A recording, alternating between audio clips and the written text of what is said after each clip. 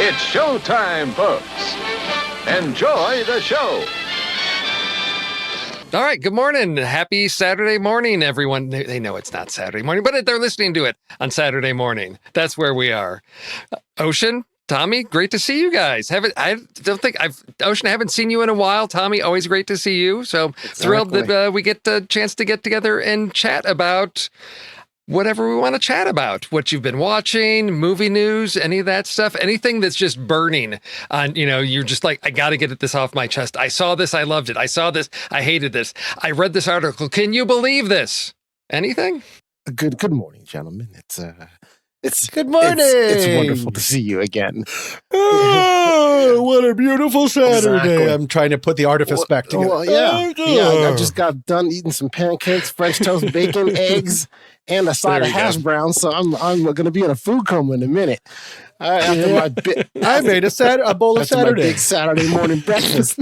So I had my Saturday soup. Right. So, chowder for breakfast. I'm so sad. So from a news standpoint, I think the only thing that I saw that jumped out at me lately, right now, I'm finding that a lot of the news is future looking, things that are coming out in September, October, November, which are all great and fine, and we can discuss some of those things. But one thing that I saw that I just kind of tickled me a little bit was there, even though the last James Bond movie, at least the Daniel Craig version of the James Bond movies that I do not count as James Bond movies is coming out, they are already having the articles of speculation of who will be the next James Bond. And I found that I could not make myself care. I wanted to care, but I just didn't care. I don't think it mattered because I think they're going to try to reboot it again and go a new direction. They have, however, apparently in the most recent article, they have decided that it will not be a woman. And that the names that they're floating about are like Henry Cavill, Idris Elba, Tom Hardy, and then I don't know how to pronounce his name. Reggae Gene Page, the guy from Bridgerton. Bridgerton, yeah. So yes. those are the big four names right now that are already being put out. And I found it interesting that even though the movie hasn't come out, the corpse is not cold. They are already trying to think, who should we have next? And even though we can take this in a whole nother direction and do whole new things with James Bond, we will absolutely positively not have it be a woman, but maybe a man of color. We'll see. So why is it that you don't care? Is it because you're just done with James Bond? I found that normally I'm kind of into all this. Ever since back when they were always talking about Pierce Brosnan when he was on Remington Steele and then be that, and I was like, all getting excited, like, oh, he'd be a great James Bond, and and I do still think he was a great James Bond. I don't care what anybody says. But I found that I don't care partially because the Daniel Craig movies to me, because I don't feel that they're like James Bond movies because they don't follow the James Bond formula. They feel much more like Jason Bourne movies to me than James Bond, because James Bond has his formula. You have the girl, you hook up with the girl at the beginning, she dies. You then go hang out with Q for a bit. Well, actually, James Bond sleeps with him, then she dies. You go hang out with Q for a bit. You get some gadgets. You have another girl that comes along that helps you with the main story, with the mystery. The bad guy over explains too much. You stop him. James Bond hooks up with the girl, and then that's credits, right? And I don't have to know what happened in any other movie to enjoy one. Like, you can throw in any Pierce Brosnan movie. It doesn't matter which one, in which order. You will fully understand the story. You'll be able to follow along. You will like it. You won't like it on its own merits, and it's its own thing. The Daniel Craig ones all required you to follow the story along the whole way, and they abandoned that cheesy formula that we've enjoyed for several years. But do you think that cheesy formula and some of those elements that you mentioned are super problematic, would that still hold up in today's because they started with the Pierce Brosnan movies, with the one where they could control the sun and he's driving around an ice palace. They got out of control, I thought, with the craziness and campiness, and I loved the return to, I guess I see what you're saying. It's not a return to blunt normalcy. It was a shift. Correct. But I just liked it because it was so much more realistic. I understand that, and there is an appreciation for the movies on their merits, right? So, like, for example, the Daniel Craig movies on their own, I do like, and I enjoy the movies, and I watch them. I don't want to say that I think they're bad You're movies. just taking them out of the franchise. They're not James Bond. They're something else, right? And so, to me, I find that one of the opinions I have is that if you're going to use a property and you're going to then say, well, we're going to take this property and, move it either, a lot of times they do it from TV to movies. You see it all the time, like with Miami Vice, where that movie was nothing like the show at all, right? But if you're going to then say, this is James Bond and we're going to take this property, when I go to a James Bond movie, I'm expecting a James Bond movie. I know what I'm signing up for. That whole cheesy formula that, yes, is it a cheesy formula? Sure. Can it get old? Of course. But if I'm going to a James Bond movie, I know this is happening and that's what I'm expecting. If I go to a James Bond movie and I see a Jason Bourne movie, I'm like, well, I didn't come here for a Jason Bourne movie. Do I like a Jason Bourne movie? Sure. But I wanted to see a James Bond movie, and you're not making that. You're making something else. Like even to the point of with these Daniel I just Craig, had a picture of you saying all these things out loud in the theater during the movie. This is a different kind of movie because I didn't. Everyone's like, who is this exactly. guy? Well, honestly, the Quantum of Solace, which was his second one, was the first time it came up that I really noticed this problem because about 30 minutes in, I'm going with a group of people, and I looked around at everybody else and I said, does anybody know what is going on right now? And everyone was like, no, because Quantum of Solace starts 3 minutes after Casino Royale ends. So you had to remember Casino Royale. And I have never gone to a James Bond movie remembering what happened in the other James Bond movies because they didn't matter. And so if you're going to then say that this is the property we're doing and we're putting out this product, well, then there is a formula and a pattern and a routine to that product. And that's what we're trying to get. If you're going to make something else, I mean, you could have changed Daniel Craig's name in James Bond and made him like, John Phoenix, right? And you wouldn't have even thought for a while that they were ripping off James Bond, right? So it's Jack you could have called him anything. Yeah. And so to me, it's not a James Bond movie. To me, it is an entertaining action sequence that is a wholly different franchise in a wholly different way. And so even though they're going to come up with a new James Bond, I mean, I imagine they're going to stick in the same other direction because it is definitely more modern and you can make an argument for better movies. But then to me, I feel that you're losing the magic of what James Bond was. And you've now made it into something else. I mean, it's a valid point because I think the standalone nature and a lot of those tropes, we're all around the same age. You grew up like as an adolescent with James Bond, and it's like you're not looking for complex storytelling, character development. It's like, oh, here's a guy and he gets the girl and he's got all these cool gadgets and he kills the bad guy at the end. And that's all you needed. That was pure entertainment. It targeted to like 12-year-old boys. And now you've got complex, adult issues relating to identity and all. It's like, that's not what 12-year-olds want. They want something light and fun. But would you say then perhaps, is that has the Fast and Furious franchise sort of stepped into that void? Because I don't know that I know there are some continuity pieces between those, but I don't think my daughter went and saw F9. She hadn't seen any of the other ones because she's like, it's going to be ridiculous, stupid fun. And that's all we want. And there's cars in space and all that. And you don't need to know that much if you about it, other than there's guys and cars and good guys and bad guys. And I think that's perhaps one of the successes of that franchise is that it's filling that void. And that's exactly what I was thinking as you said that. Yeah, yes. The Fast and Furious franchise is filling that void. And they are providing movies of where I can watch it.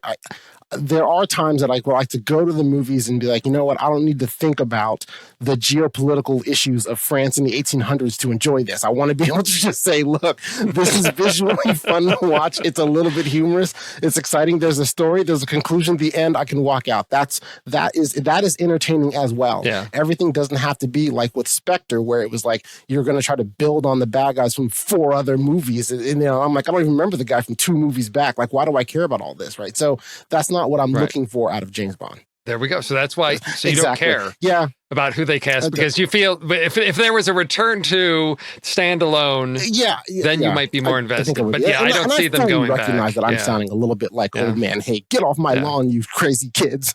Don't think that I'm not trying to go with progress, but I don't.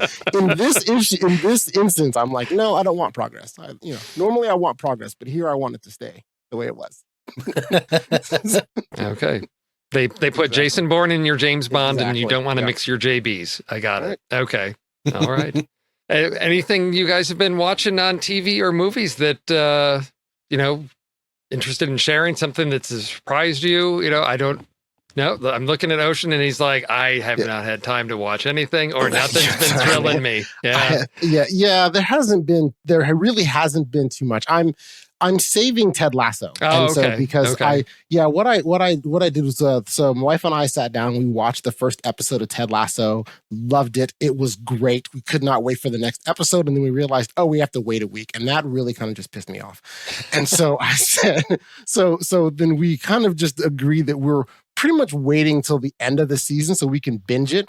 We don't necessarily watch them all back to back, but I don't want to wait a week between Ted Lassos because Ted Lassos make me feel great. Yes. And I love them, and they're positive, and they're an amazing story. And when I'm done with one, if I still have the energy, I want the next one right there. And so I'm saving that, and that's really that's probably the main thing that I would have been watching. Other than that, I've seen some of the movies that I've been watching. That What If, but that's already been discussed on this podcast. Yeah. And I saw the Suicide Squad, which was which I would say is a really good. I enjoyed it. I thought it was fun. Yeah. It was fun. But everybody saw it at home, right? Nobody ventured out in the theaters to see that. Everybody I stayed at home. Did the big movie on the small screen? Okay. Yeah. All right. Well, Ocean, I'm the same place you are with Ted Lasso because we didn't get to season 1 until it had all the episodes were available. So we blasted through that. And then when second season started, we wanted to have a buffer. So we have watched a few episodes, and then we saw, okay, we could watch this next episode, but then we've got to wait a week. So let's hold back for a couple weeks, then we can do another surge forward. Because you're right. If you're in the mood, you might have a day when you need 2 or 3 episodes of Ted Lasso to redeem the day. So totally get it, in the same boat there. Tommy. I'm watching it every week like a real jerk. You're watching it every week. You're like, nope, I'm just going to wallow in that for the week and wait for the next one. I watch it on Friday, and then I take a whole bunch of Ambien, and I sleep straight through to the next Friday. And then I watch Ted Lasso. Yeah, so I'm rested. I'm jealous of your life. I am in. You don't want to know my Ambien bills. I am really enjoying it, and I'm a little aghast at it's going through a backlash a bit. Oh, really? Yeah, Is people this because are of talking about, well, 2 things. One, that there's overall there's a lack of conflict compared to the first season, and people are wondering if that's diminishing its ability to do its job. Because it's not like Ted Lasso's trying to win a whole bunch of people over this time. No, it's that whole second season thing of you've got that initial concept, right? And then you follow through on that. Then where do you go with these characters? If you resolve that, where do you go? But I like it because it's getting into more character development. These people are becoming more real, and so I'm enjoying that. The other one, well, if you guys haven't seen it, there is one major conflict that is extremely timely that does come up, and then is immediately so far dropped. Oh, okay. Like they sort of address it, and then it just magically goes away, and that has some people a little worried about wondering, and not goes away solved, like it's just somehow no longer forgotten? A problem or something. It's a little, So people are worried, like, can it even handle conflict? I don't care about any of those people because I'm enjoying it. I think it's a lot of fun. Yeah. Because everything else I watch are horror movies. And so it's probably good to have a little bit of positivity when I'm like, oh, he's going to die. Oh, he didn't. Like, that's usually what I do with most Ted Lasso. The whole team lived. Yeah. Surprise. Yeah. Until they get on that airplane, until they get on the airplane to Argentina or whatever. And then, who knows what's going to happen.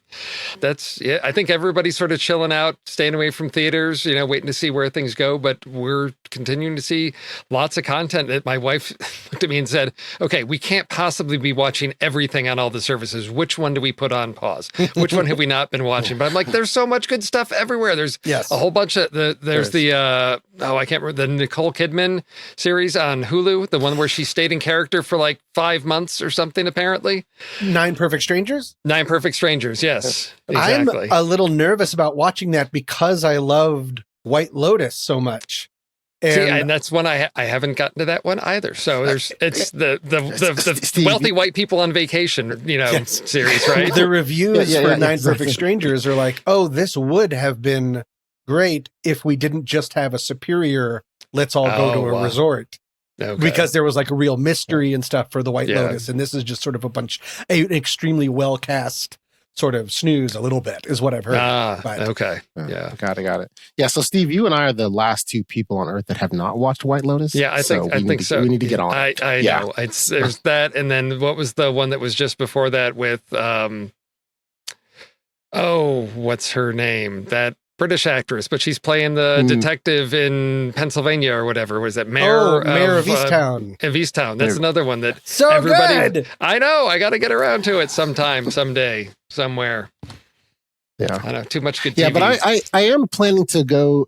Even with everything, with the things we're having with the COVID and the flare ups and everything like that, I'm vaccinated, so I do feel comfortable to go to the theaters to see something like Shang-Chi, which is coming out soon. Oh, you are going to go? I plan. Cool. Yes, I'm going to go. I'm going to go to the theaters for that, and I'll go to theaters for a couple. Maybe for a couple other bigger movies here or there. And so, I do understand and recognize and appreciate that. That because we're able to get all of these, all this wonderful entertainment at home, it does make it where why would we go to the theaters? But for some of these larger, for the bigger movies that I would want to see in the theater anyway, I'm feeling that I'm going to brave the waters and go out and see it. Oh yeah, I'm right there with you. There's we'll see how things go, but I'm super excited for Dune, but also all right. Oh crud, it's going to be Dune. We'll get this one, which is the first part, and then that's going to be it because it's coming to HBO Max, so the box office numbers aren't going to be what everybody anticipates. Plus, with COVID cases rising, I'm anticipating it's going to be like this critically acclaimed, fan-beloved movie that no one goes to see, like Blade Runner 2049. And then we won't get the second part of it, is my greatest concern about that one, because I love this story. I want to see it on a big screen. But that's my fear, is that, again, this great potential that gets unrealized with, more Dune. So we will see. Well, they've committed to making other movies, so hopefully they still do keep to that. And so I think that even with, maybe the math is different on the HBO Max side, that they'll just, as long as subscribers stay up, then they'll see. They'll feel like they've got enough money to keep it. Yeah, we will see. Keep it going. Yeah. Yep. All right. Well, shall we talk trailers? We have no red band rule. We have no A24. And since the early bird gets the worm, I get to go first with Mayday. This is the Victory. We're receiving your signal. Request to know if you're in distress. Do you like the radio? There's a storm 1 mile south. Yes, I'm in distress. Help is on the way. How many souls on board? We don't have any souls. Ma'am, can you read me? Ma'am, we have no bearing.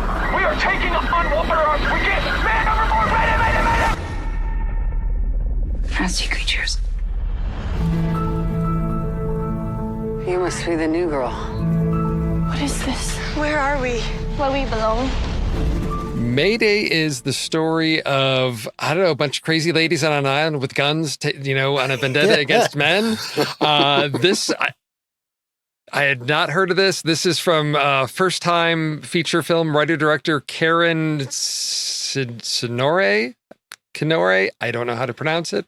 But this is one where I watched it, and then I thought, I think I'm going to really enjoy this movie, or this is going to be a disaster, because it has so much potential. I love these types of things where, I don't know, when in time we are, is this like borderline like fable, parable, myth type of thing?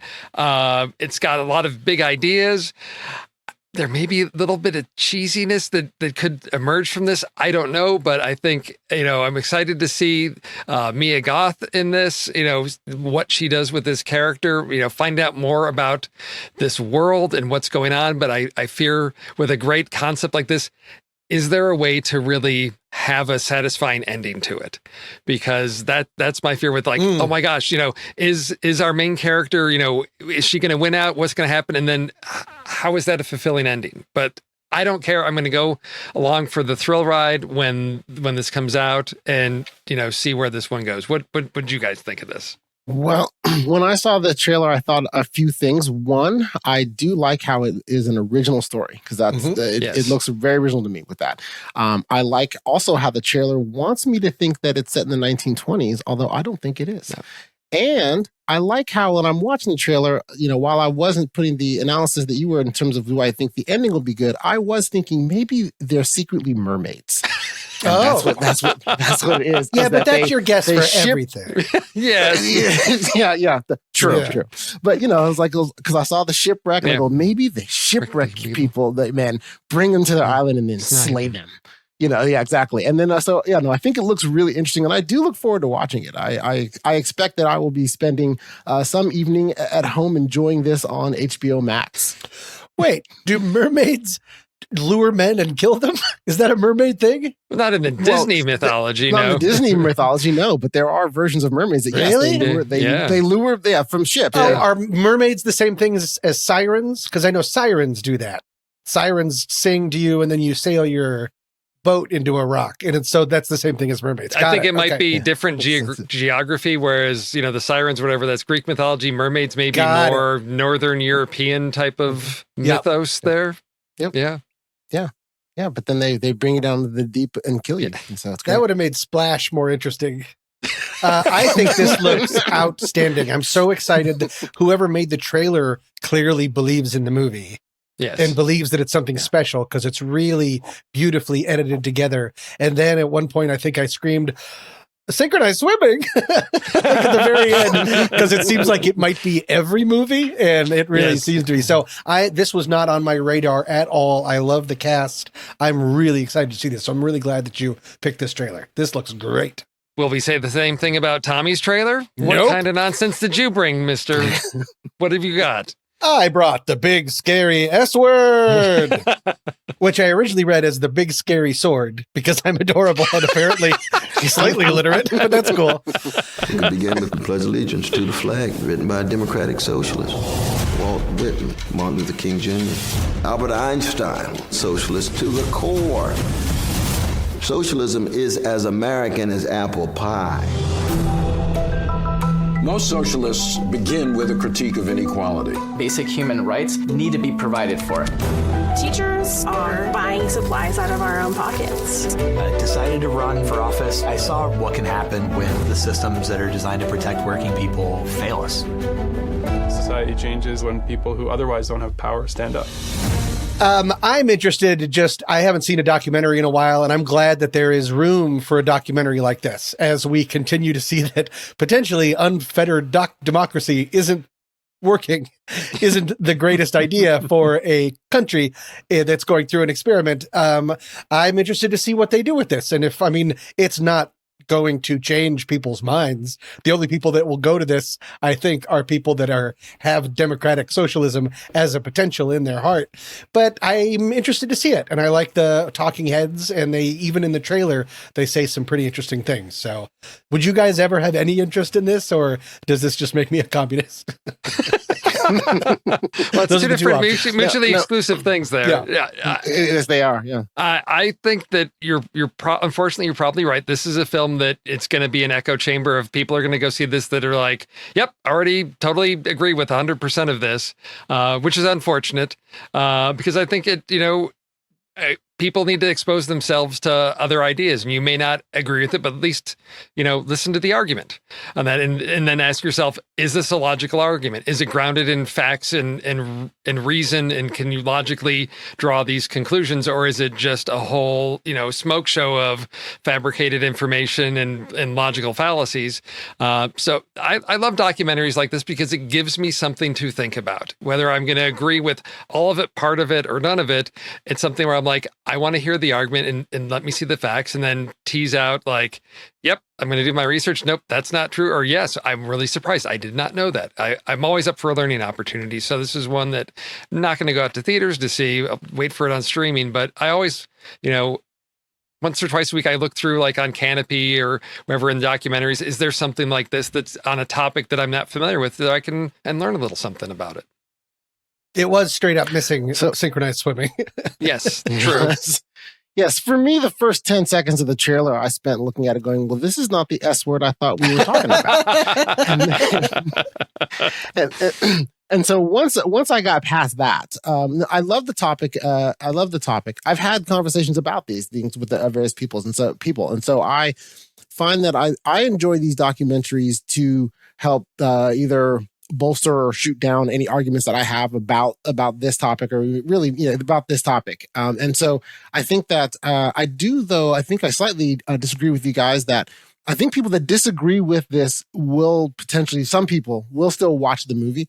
I find that, especially with documentaries, I find sometimes I enjoy watching a documentary that has a premise I don't agree with, so I can then say, hey, well, here's how I would shoot down all of these arguments, right? And this is why I don't think this is correct. And so I think that, this is a subject where, I've looked at and read about in the periphery, but I do look forward to kind of, having a, documentary like this where you can spend like an hour and a half and actually, think about these topics and ideas and really start to form your own opinion on certain things. Because sometimes you'd have, especially a topic like socialism, there's aspects of it where you could have a knee-jerk reaction to it, where you just have an opinion because you really haven't given it any thought. And so I look forward to seeing this, to then give some of these topics some thoughts, to see really where do I really land on these things? Because I may find some things that I thought I agreed with that I don't, and I may find some things that I thought I don't agree with that I do. So I look forward to the mind expanding process of the documentary like this. Excellent. Right. There we go. It comes out on September 3rd, 2021. So right around the corner. You're on your game this week, Tom. You got your date. Did I tell you when my movie's coming out? No, I didn't. This is the first week I've remembered, and I think I remembered because you forgot. Did I alert you to you forgetting? Nope. No, you did not. Mine is available May Day is available October 1st, 2021. There we go. Tommy's up in his game. Come on, synchronized swimming mermaids, Tommy. October 1st. There you go. Make it your mermaid day. There you go. Meanwhile, I haven't been recording this entire time. Yeah. Okay. No, most people know my opinion on trailers. If it's a movie that I know I'm going to see, I really try not to watch the trailer. I want to go in as unspoiled as possible, just really have a fresh experience. So when I heard this trailer came out, I was like, I'm not going to watch it. I'm not going to watch it. Oh, I'm on SatMat this week. Somebody's going to bring this trailer. I have a feeling Ocean's going to bring this trailer because, Tommy, I know this isn't quite your ballpark here. And I thought, I better watch it anyway. So, yes, I have gotten to the point where with Marvel movies, I have realized not really spoiling it so much. They do a decent job of hiding some things. So, but yeah, thanks for making me watch the trailer I didn't want to watch, Ocean. Oh, I thought you were talking about the socialist movie this whole time. First off, you're welcome. Secondly, it has been, oh my goodness, it's been about a month or so. Well, we had the hiatus. It's been a couple months since I've been on a SatMat. And so I had to give the people what they want. And I'm staying on brand. And I found when I saw this trailer dropped, I was like, well, this is the biggest movie that's coming out now that the trailer dropped on. So I did Spider-Man's No Way Home. So, Peter, to what do I owe the pleasure? I'm sorry to bother you, sir. Please, we saved half the universe together. I think we're beyond you calling me sir. Okay, Steven. That feels weird, but I'll allow it. When Mysterio revealed my identity, my entire life got screwed up. I was wondering if maybe you could make it so that he never did. The entire world is about to forget that Peter Parker is Spider-Man. Wait, everyone? I can read the synopsis. I can read the synopsis to you about this trailer, but it's Spider-Man, right? So, I mean, it's like the synopsis. For the first time in cinematic history of Spider-Man, our friendly neighborhood hero is unmasked and no longer able to separate his normal life from the high stakes of being a superhero. When he asks for help from Doctor Strange, the stakes become even more dangerous, forcing him to discover what it truly means to be Spider-Man. Which, honestly, that's a nice sounding synopsis, but at the end of the day, you had me at Spider-Man.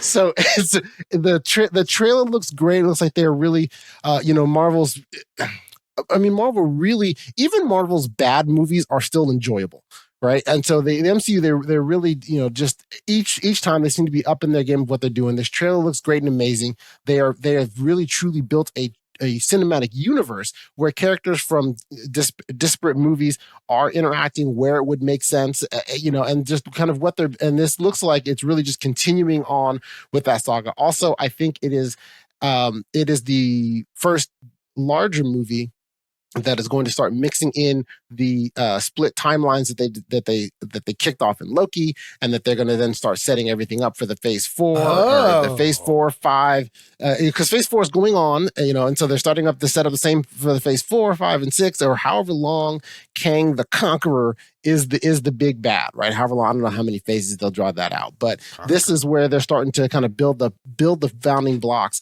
of what they're doing with the multiple time and the multiple dimensions, the multiverse, all that stuff. But either way, I mean, it's Spider-Man, so that's I could not be more excited about this movie.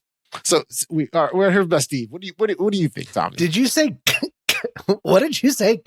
Kang the Conqueror? That's a person? Kang. Yes, and I'm going to say his name the way I say it in public and not the way I say it in private. It is Kang the Conqueror. And he at the end of Loki, he was set up as the end of Loki. They actually set him up in a way as he'll be the next big bad. I saw Loki. The TV show? Yes. I actually watched it. Yes. So the guy at the end, that the oh goodness, I can't remember the female Loki's name, but the one that she killed at the end, that he goes like, I'll be seeing you soon. That's Kang the Conqueror. That's why remember Loki comes to the other time zone, they have the big statues of him and everything, because he goes through part of his whole thing, even in the comics, is about going through he discovered discovering the multiverse and finding these different times and basically being able to figure out how to control things in different times, and then be a conqueror, because his name is Kang the Conqueror. So, okay. Yeah. Thank you. I forgot about all of that. Okay. Yeah, so I don't think he'll show up at all in Spider-Man, but at the same time, I'm looking forward to Spider-Man. You just like saying Spider-Man. I don't know if I mentioned that I'm looking forward to Spider-Man, but I'm looking forward to Spider-Man. Because this new Spider-Man is great, especially with Tom. I mean, the way Tom Holland does the character, it's great, and also he does have the kind of, he really does do a good job of capturing the youthfulness of Spider-Man, because the youthful kind of whimsy, because Spider-Man is not super serious, and he's young, right? And I think that he does a good job of capturing that. That even when you look at some of the other actors that have played him, they're good actors, but a lot of them, they looked older than really what Spider-Man is. Yeah. And it's one of the things that people have a hard time dealing with Spider-Man, or at least you have a hard time wrapping your mind around, is that, yeah, he's really strong and everything, but he is still, he's 19. He's 19, 20 years old. Like in this, how he's still in high school, which apparently this is the third movie he's in high school. So I think he's on that 8-year high school plan. And so he'll be there for a while. No, you're right on. It's gave me everything I wanted to see in this movie. I've been hearing the buzz about what they're doing with multiverse and bringing other characters from the other cinematic universes. So because we don't have Doc Ock in the, he didn't interact with this Peter Parker. It was a different Peter Parker. So we're mixing and crossing universes and all that stuff. And one thing that I always enjoyed about this, I guess, iteration was going back to the first one, Spider-Man Homecoming. It was like the first Marvel movie where the villain wasn't like killed at the end. It's always like, oh, we got to kill the bad guy. It's like, oh no, he's going to get arrested. We'll put him in jail. And that's something that's, I know, more common to Spider-Man. We saw that in some of the other Spider-Man films with Andrew Garfield, with Jamie Foxx's Electro is, I think that one ends, he's in prison. So we don't always have the high stakes life or death. It's just like, no, I'm a kid, and there's somebody doing something wrong, I'm going to stop them. And then, okay, they get arrested. It allows us to bring villains back instead of, okay, we've killed off these villains. Who else, do we need to bring back? And this provides a solution for that, in allowing villains from other films that may have had different fates to be brought back through this whole timeline multiverse event. So I'm really excited to see how they pull this off, how well this works, where do you go with a story like this and how do you resolve it? I don't know, but I'm looking forward to having fun all along the way. Good trailers, guys. We did it.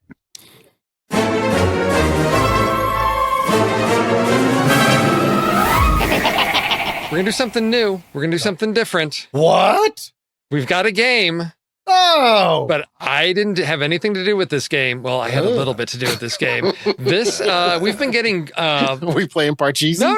We've actually had listeners that have said, hey, I got a great idea for a game if you guys want to try it out on the SatMat. So I was the victim of the last time this happened when Pete did one with Studio, the intros on films of like, what's the Universal theme? What's the, DreamWorks theme? And I have a tin ear and couldn't tell you anything about any of those.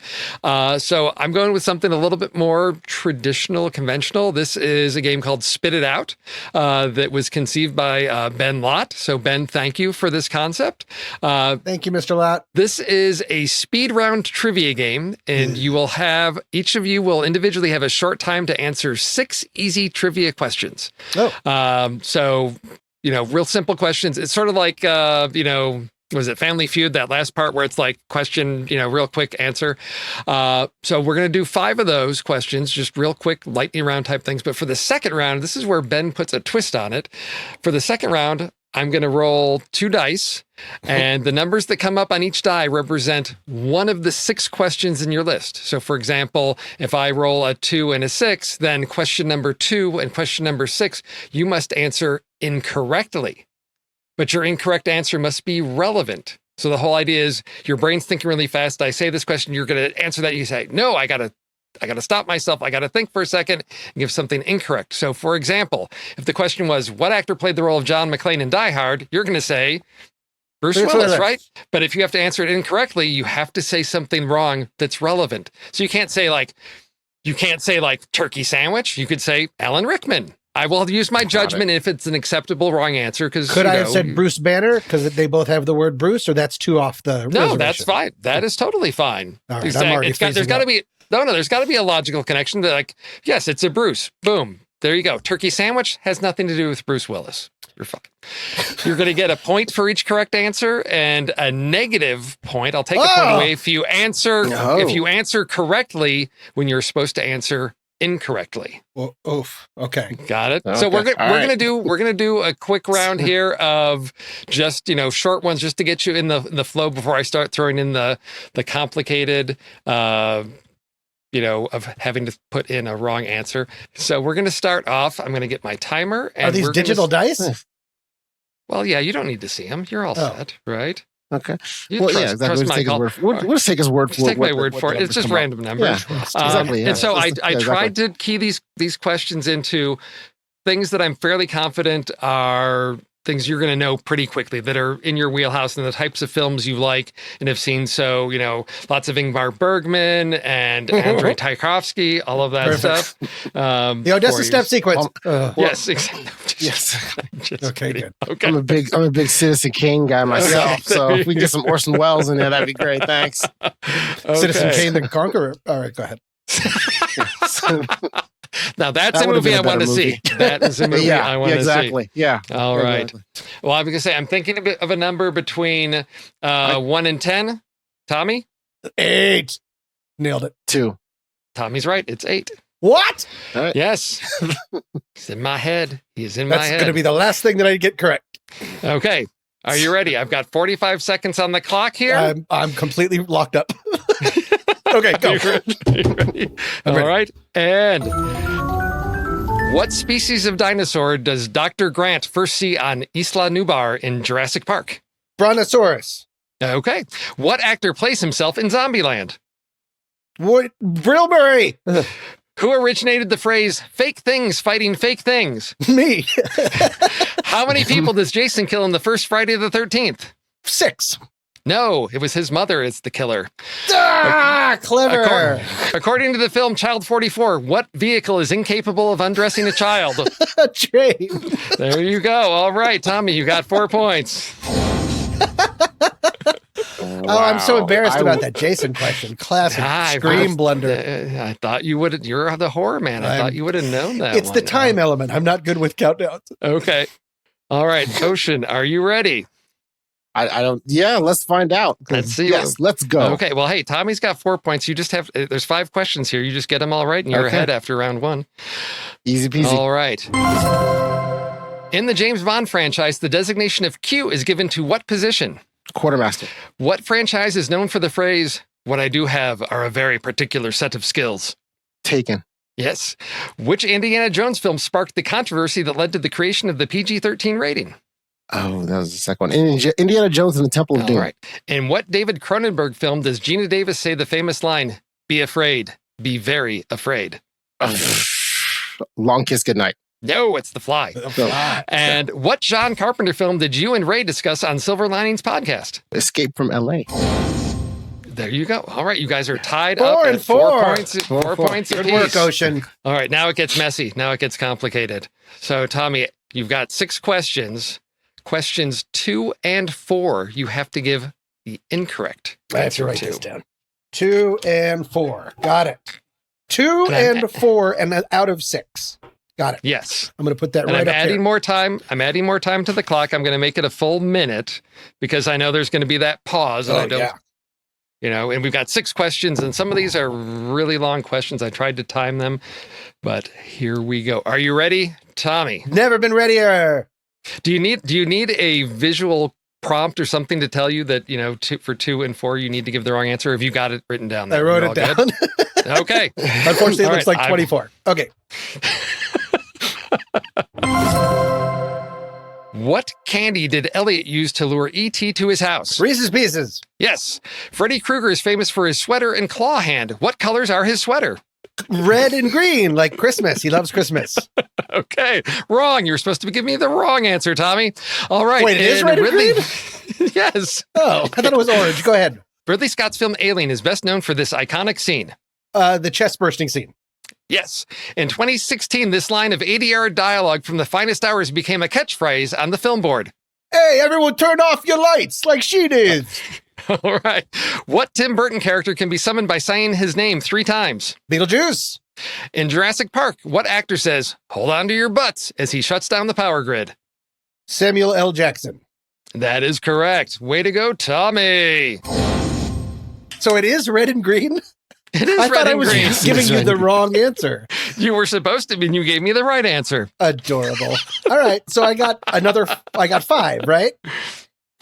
You got 5 that Okay. time, yes. So you are at a total of 9. So what was the whisper one? Because you're supposed to get that one wrong, right? So what was the actual answer? The actual line of ADR dialogue from The Finest Yes. Hours? Hey, everybody, turn on your lights. Turn on your headlights like she did. And I changed it to turn off your headlights.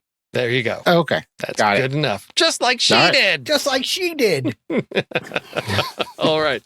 Ocean, All right. you are going to, this is easy. 1 and 6. So our first and last questions you have to answer incorrectly. Okay. All right. Got it. Hoosiers is about a high school basketball team in which state? Confusion. In Top Gun, Tom Cruise plays Pete Mitchell, but is better known by what call sign? Maverick. In Joe Dante's film Gremlins, what are the 2 rules to follow if you own a Mogwai? Don't feed them after midnight. Don't get them wet. What Beatles song does Ferris Bueller lip sync in the parade?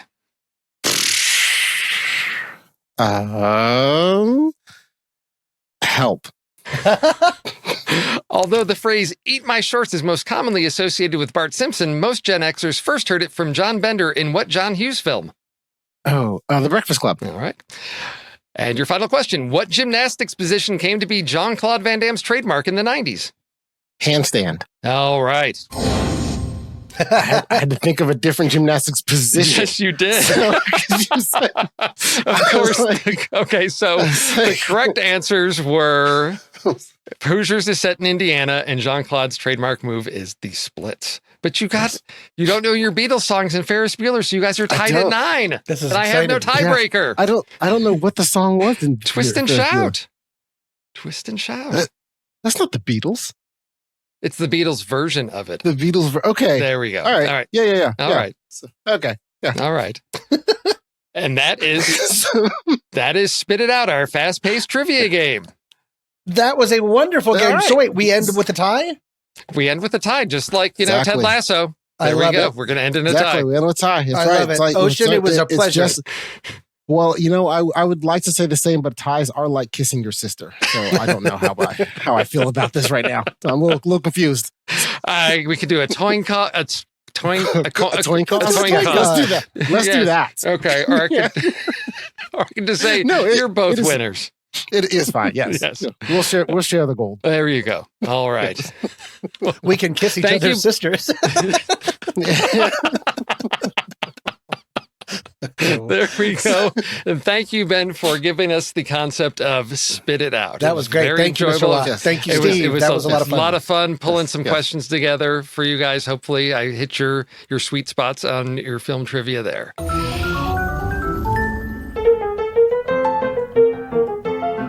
We're about to get into this, but first, a word from our sponsors, or these public service announcements, or whatever these things are that they put in here for me to say. To tell you that, The Next Reel just kicked off its 10th anniversary season. Happy anniversary, happy anniversary, happy anniversary, happy anniversary. For this 10th season, Pete and Andy have selected a year of women directed films to discuss. Each of our lists is based on one of the films that they discuss, and members are able to vote in the list challenges that are posted weekly in the Show Talk channel in the Next Reel Discord community. If you're not a member but would like to become one, head over to thenextreel.com/membership.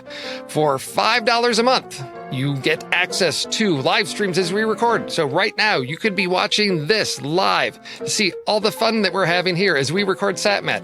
Early access to shows in your very own personalized podcast feed, and access to the super secret member channels in Discord, and member bonuses, and even stickers, and all kinds of fun bonus stuff. We also now have a Letterboxd HQ page, so make sure to visit, like us, and follow our stories. Every time we post a show, we're putting it up there on the Letterboxd HQ. It's another great way to see what's been going on here over at True Story. Letterboxd is also offering a discount to anyone listening to The Next Reel. Just head to truestory.fm/letterboxd, and you can upgrade your Letterboxd account to Pro or Patron with a 20% off discount, and it also works for renewals. It is also time for our annual questionnaire. You don't remember the 2020 annual questionnaire, do you guys? It was a casualty of 2020. It didn't happen. Oh. And it didn't happen in 2019 or 2018. So it's not really an annual questionnaire, but that's what we call it. But it's our way for you to share your listening habits, what you like and don't like about this show, and more. Head over to truestory.fm/SatMat and look for the big questionnaire button. One lucky respondent to the survey will get to pick one of our upcoming member bonus episodes. Has this ever happened to you? You open up your podcast app and click on the master feed, but you accidentally click on Trailer Rewind episode when you only wanted to listen to SatMat? Ugh, it's so frustrating. Is the master feed becoming cumbersome for you? Do you feel like downloading all these episodes is burning up your bandwidth and creating clutter? Have you ever thought, there's gotta be a better way? Introducing individual feeds. That's right, all of your favorite True Story FM shows in their own individually wrapped feeds. No more cross-contamination. You can now limit your downloads by subscribing to our new individual feeds. That's right, each of our shows has its own separate feed in the directories. So if you just want the SatMat and the Next Reel, for example, you can just search for them and subscribe. You can subscribe just to those shows only, and that's all that you would see. It's that easy. How much would you expect to pay for a premium feature like this? $19.99? Yep. $29.99? Yep. No, it's all yours for the low price of absolutely free. What? Open your podcaster catcher and try our new individual feeds. Individual feeds do not improve the quality of episodes and do not prevent you from selecting the wrong episode from the wrong feed. True Story FM and its subsidiaries are not responsible for misuse of individual feeds or from any side effects resulting from listening to any podcast episodes. All right, lists. This week's list selection is tied into the film Real Genius. I'm assuming both you guys have seen Real Genius. Not for a long time, No. yes. But okay, directed by Martha No, Coolidge. What? I've never seen. You've Real never? Genius, You've never seen Real Genius? No, I feel Pete, that Val Kilmer's maybe you. Pete, get over there and make him watch this movie right now. He did Top Gun, Yes, and he did. and then I watched him in Heat. Yes. And then I'm good. I'm like, you know what? These are two great movies. Oh. I feel these are great. You know, that makes me feel that Val Kilmer is America's treasure, and I just want to keep him right there. He's a treasure in this one. I wanna It's keep him- I wanna keep the him right comic there. side of Val Kilmer in Real Genius. It's part of their current 80s comedy with Coolidge and Heckerling series. And we put the options in the Show Talk channel at Discord, and our members voted that we talk about secret rooms because our main characters discover there is a secret room in their closet. A prior student has built a whole underground lair, I guess, so to speak, and is a secret entrance through their closet. We were also challenged to not include any Batman movies in our lists. So, Which really threw a wrench in Ocean's plans. It sure did. I was going to do the Christopher Nolan trilogy. Yeah. Done, and then just leave and go watch. just like Pierce Brosnan all right. movies. Drop the mic. Yes. Yes, there we go. All right. Can I tell you a very uninteresting fact real quick? Well, I was going to say, what criteria did you use, or what does secret rooms mean to you? Yeah. Oh, no, I don't have anything to say about that. I want to say something completely different. You've got just other fun facts? The guy now it's time for fun facts with Tommy. The guy that plays the guy that lives in the secret room in Real Genius is also in The White Lotus, the end. Oh.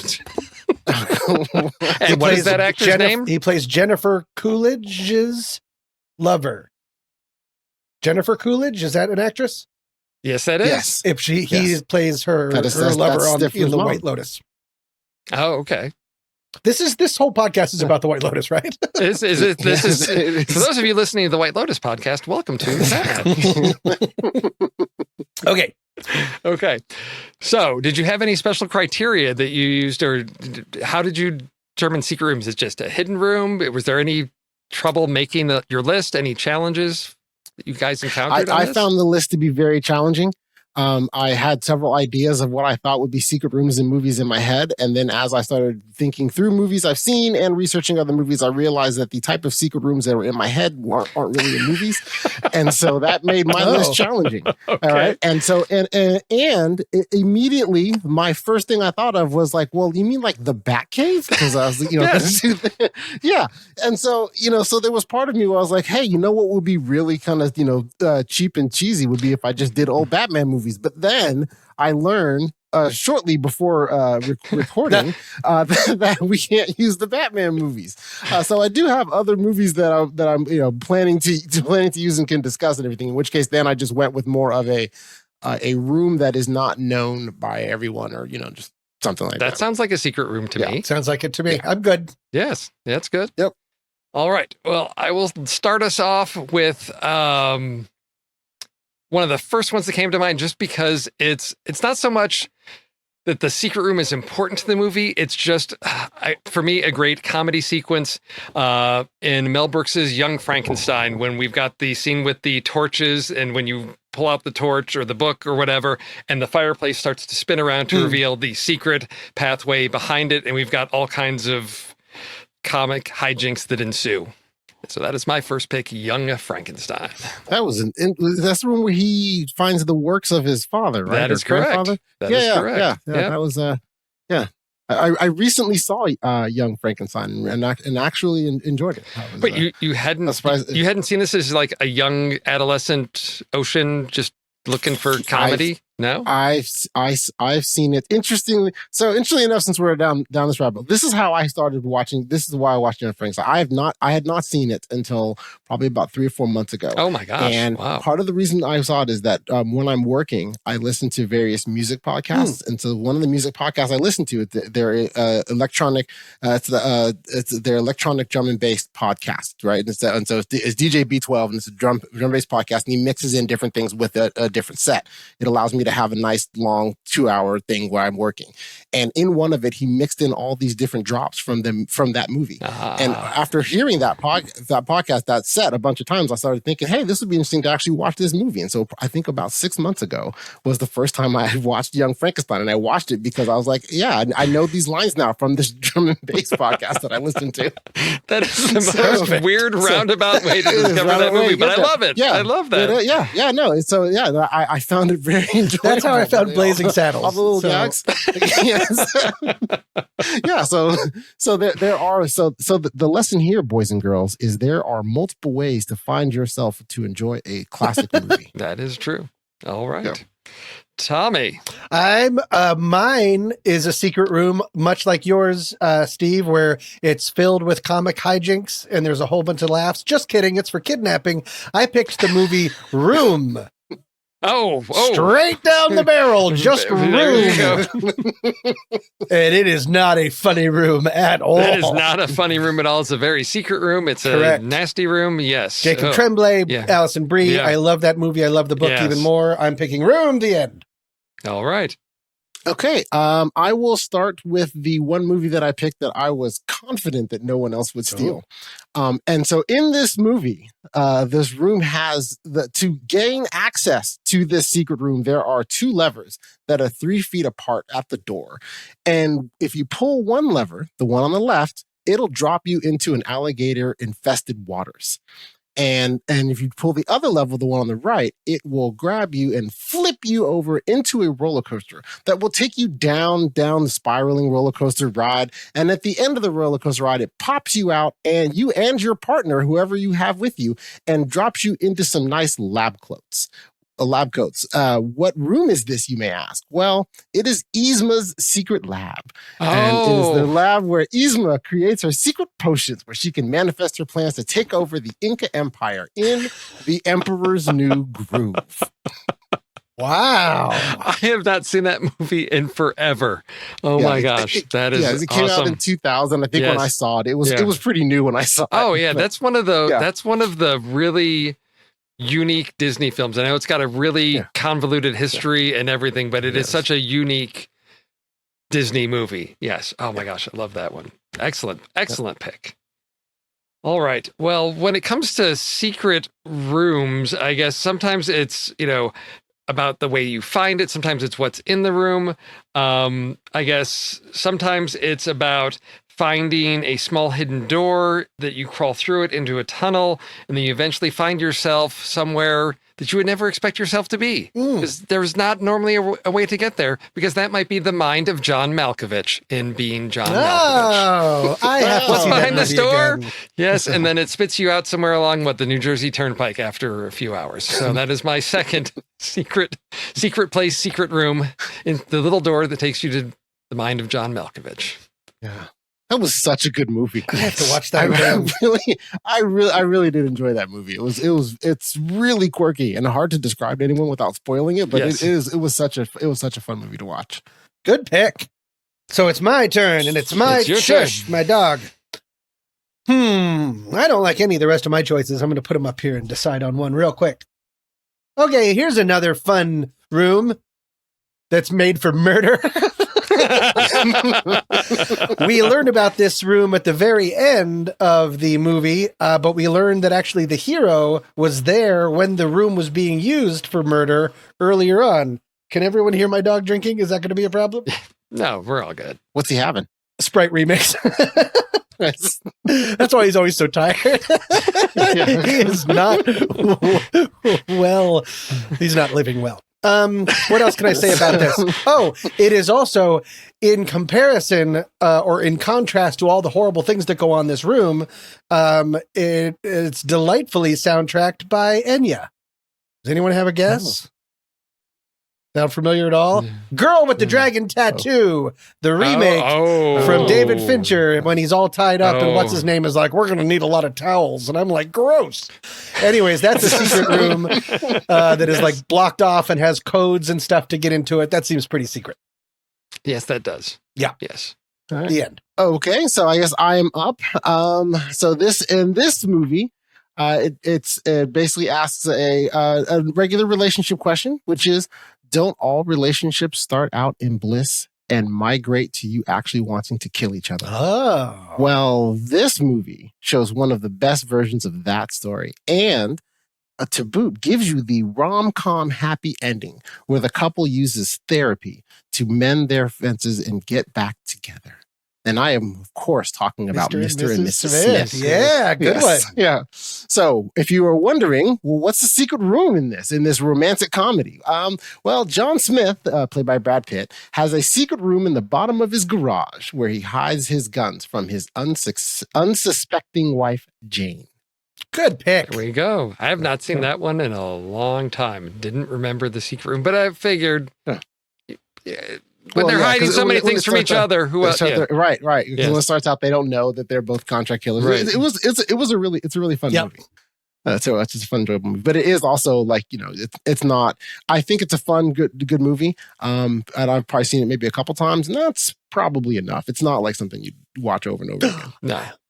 I really like it. I think it might be my favorite Doug Liman movie. No, go. No. It's not? No. What is? No. Edge of Tomorrow? Oh, yeah. I forgot. Okay, go on. Assuming. Did he direct White Lotus? Wow, it's so good. Okay, go ahead. I mean, I'm assuming you liked Edge of Tomorrow better than Mr. and Mrs. Smith. 100%. I forgot that. Okay, Edge of Tomorrow. Yeah, it was great. Yes, but his direction in White Lotus episode 5 was amazing and captivating. Yes. I found and that the just not only the angles he was giving us, but the performance that he got out of those actors. I mean, I'm moved to now. Now thinking about it. I know. I did not know he worked with mermaids so well during that underwater, synchronized swimming piece in White Lotus episode 5. Yep, that's the one. Exactly. Yeah, it was amazing. All right, my last pick. I've got 3, and I'm challenged to decide which of them because there's some that are movies that I think everybody's seen and likes, some that I may like, and some that probably not a lot of people have seen. So I'm going to go with one that I know hasn't been, I don't think there's ever been a reason to pick this movie. Pete may have picked it for some reason, but when you're on a quest to discover hidden secrets about this country's past and possible hidden treasures, when you have to steal the Constitution because you're Nicolas Cage, to find the hidden rooms where everything's secretly hidden in National Treasure. Ridiculous movie that is just stupid fun to watch. And I think in the early 2000s when reality TV was going on, somebody tried doing a reality TV series sort of similar of like finding important historical sites and all of that, because it just seemed like people were fascinated by American history and possible secrets. So that's my final pick, National Treasure. Oh, Nicolas Cage, how the mighty have fallen. Did that come around? I've heard Pig is very good. Did that come around true. The Da Vinci Code? Is that why some of that? It may, I think it was, I think right it around that predates time. the Da Vinci Code. Does it? Wasn't it first? Like, I mean, only by like a year or two, but I think it was first. I believe you. So then, and you're talking about the first National Treasure? One, yes. The first one? Okay. I'm surprised they haven't made a third. Because I liked both of those. I thought they were fun. Yeah, National Treasure was 2004. The Da Vinci Code. The book, I mean. Obviously. The book, yes. Oh, well, I think the book predates the book may predate the because the Da Vinci Code is a 2003 mystery thriller novel, and the movie is 2006. It was 2006, yeah. So movie was 2004, book was 2003, so they're contemporaneous with each other. Could be hard pressed, but I wouldn't be surprised. Yeah, that they put that project together quickly. Yeah. All right, Tommy, what have you got for your final murder room that you're going to bring us? And they're all murder rooms. I didn't even know when I was making this. I have 4 options, and no, 3, because that's more of a bunker. I have 3, and I'm realizing they're all murder rooms. So why don't you pick 1, 2, or 3? 2. Okay. Yeah, 2 sounds good. This is a super fun room. You get to it by sliding down a pipe, but it's not a fun slide because you're usually dead. Starring Justin Long and some other people.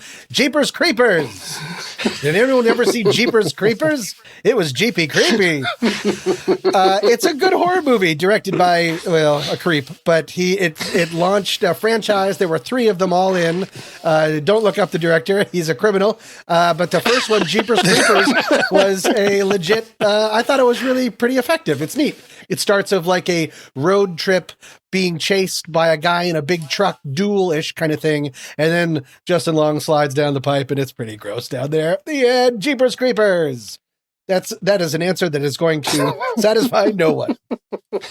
There we go. All right, Ocean, bring us home. On brand. This movie has a room that is so secret that in order to get to it, you have to free a world-renowned locksmith from his vampire, werewolf, and ghost captors. Then get him to guide you to it. Convince 2 other groups of people to destroy an unnecessary to the plot power plant, along with its only semi-necessary backup power station, all while avoiding not-so-secret agents trying to kill you and your team. And inside this room, the only thing there is a bunch of television screens and the architect. Oh. And the movie I'm speaking of Got it. I thought I had you, and then I lost you, and then I re-got you. Reloaded. Okay. Yeah. Which is, while I am in a minority opinion of this, it is actually my favorite of the Matrix movies. And that, because I think it expanded the world and set up the bones for a great third movie. And I wish that great third movie had been made. and we may finally see it this December. And then this movie it contains, in my humble opinion, the greatest action sequence ever put to film. The part where it starts when they're at the Merovingians and Neo's doing the hand-to-hand fighting in the house, and it takes all the way through that. Oh yeah. I mean, there's the hand-to-hand fighting, and then you have the sword fighting, and the ghost and everything. The whole process to break Locksmith, the Keymaker out. That whole sequence. I think that's just the best action sequence ever put to film. And also I think it goes the Matrix, and so part of why my minority opinion about the Matrix Reloaded and why I think it is my favorite of the Matrix movies is it does go all in on the love story between the two main characters, between Trinity and Neo. And it really sets up the theme of the theme throughout this about that the power of the love for an individual the power of the love for an individual can inspire you to accomplish anything, even when the amount of the adversity you face seems insurmountable. And so I think that's what they were really going for, and I thought it kind of worked a lot in The Matrix Reloaded, and then they made the third movie and did something different. Those are all my reasons for loving Jeepers Creepers. That's a great pick. Wait, what was the vampire werewolf part? With the Merovingian, when they first go into that house, the Monica Bellucci takes out a gun, kills two werewolves with the silver bullets. The ghost, that's the werewolf. The ghost ones were just the guys that the two twins. They're basically ghosts. Okay. And I think I just threw the Merovingian and called him a vampire because he just lives forever. But I love it. So the vampire one that one was doing some work. I was doing some stretching to get there. But I don't know why. But they all three fit together and sounded good when I was saying them. So perfect. Good work. Ocean, you said you were going to have a tough time, but we had no steals here. We had no overlap. I guess because you and I know to avoid the murder rooms that Tommy likes to traffic in. That's fine. But no, I think some great options and all good, entertaining films worth checking out. Did you guys have any backups? Backups. Oh, backups. Thank you for the Tommy, you should be running this show. Oh, boy. I'm going to tell Pete, you just, here you go. No, thank you. Yes. Excellent discussion point. Anything, Ocean, that you have bonus on your list that you did not get to talk about? No, I was going to start making things up. I was going to start. I mean, because the only thing that I had, if one of mine was stolen at the end of that list, other than, I did avoid the murder rooms. The only other things I had was I was going to pick any James Bond or any Kingsman movie because where Q is and of course you can use any of those, and so I just would have I'd have faked it and I thought of this one. So Tommy, what did you have? Oh, I'm just lousy with murder rooms. Let's see. 10 Cloverfield Lane, murder room. Ouija, Origin of Evil, murder room. Vacancy, murder room. I'm just going to go ahead and stop there. So many murder rooms. So my apartment, murder room. Okay. Oh, yep. I only had, and it's not really, it was again a backup because it's not really a room in, it's more of a space. I know in, Lady in the Water with it, the apartment, there's a swimming pool and there's a hidden something that what's his name? The janitor has to dive into the pool to get, and there's something down in a secret hidden place. And then closest thing to murder room I have is Suspiria, the secret hidden room where, ancient witches reside and rituals are performed and all of that stuff in either version of Suspiria. Thanks. Good work, guys. We know how to list. We do know how to list. And not a bat cave between us. So the movie that the next reel is talking about next week is Amy Heckerling's 1989 film, Look Who's Talking. Members voted on that list and among the options in the Discord channel, and they chose to talk about cantankerous and cute senior citizens. So that will be the list for next week's show. But as for the poll after that, the one that you can vote on, it's live right now, and it's for the film Messiah of Evil, directed by Willard Huyck and Gloria Katz from 1973, which is kicking off the next reel's horror debut series. If you want to vote, head over to the Show Talk channel in our Discord server and pick from the topics there to decide what list will be present 2 weeks from now on that SatMat. Thank you, everybody, for turning in, drinking your coffee, having a lovely morning. Oh, yes. Tommy's about to head off to his murder room. It's the weekend. All the best murders happen on weekends. Yeah, Saturdays for the murder boys. All right, well, it's great catching up with you guys. Thank you, everyone, for listening in. Hondo.